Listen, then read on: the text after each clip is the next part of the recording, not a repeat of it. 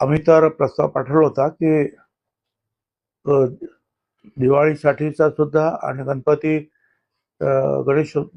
विजयन गणेशोत्सव येतात त्यावेळेला हे दोन्ही जे आहेत या बाबतीमध्ये निर्णय घ्यावेत. परंतु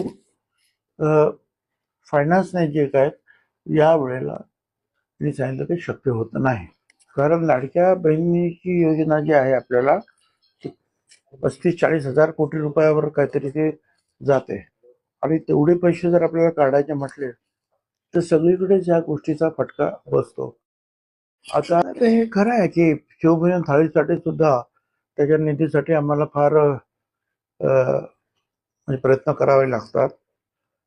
शिवभोजन थाळीचे सुद्धा वर्षाला 140 कोटी रुपये वर्षाला 2 लाख लोकांना प्रति दिवस जर जेवण दिलं तर तेवढे पैसे लागतात.